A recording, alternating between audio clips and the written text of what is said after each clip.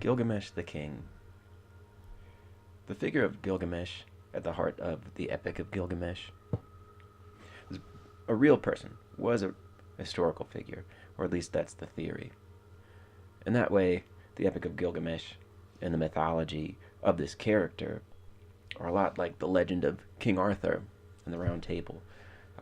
There was a real King Arthur, or at least the mythological figure, the legend of King Arthur, is built on an actual person. But when we talk about King Arthur and Merlin and wizards and magic, obviously we're not talking about a real person anymore. And the Epic of Gilgamesh works in the same way. So even though the story is rooted in a real figure, a real historical person, the story itself is fictional. But it's a fiction that tries to tell the tale of a culture. And that's what makes it a myth. That's what makes it more than just a legend. Whereas the tales of the Round Table are allegorical stories about the search for the Holy Grail and essentially Christian allegories of England. The myth of Gilgamesh is actually the story of a people. It is told in such a way as to represent the people of the city of Uruk. And that's what makes the Epic of Gilgamesh a myth instead of a legend.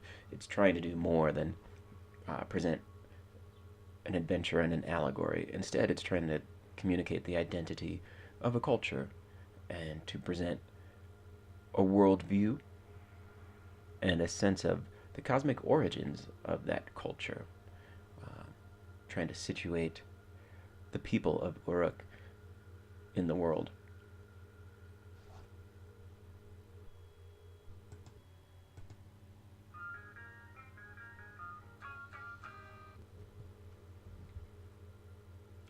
When you read Gilgamesh, there are a few things that stand out right away about who this guy is, who is this man, Gilgamesh. And it's important to recognize that he is a man. He's described as being 2/3 God and 1/3 man, but he is mortal. And that's what the story is about in large part. Gilgamesh rebels against his mortality. He pushes the boundaries and the limits of what it means to be a human, and in so doing, he tries to find out what the true limitations of the human being are. Is it possible to live forever? Is it possible to attain wisdom beyond the natural human limitations? Is it possible to become famous in such a way as that fame will last beyond a lifetime? These are the questions that the very mortal Gilgamesh is trying to answer.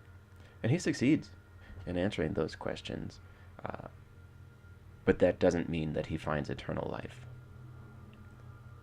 He is, after all, 1/3 man, which essentially means he's almost entirely just a man.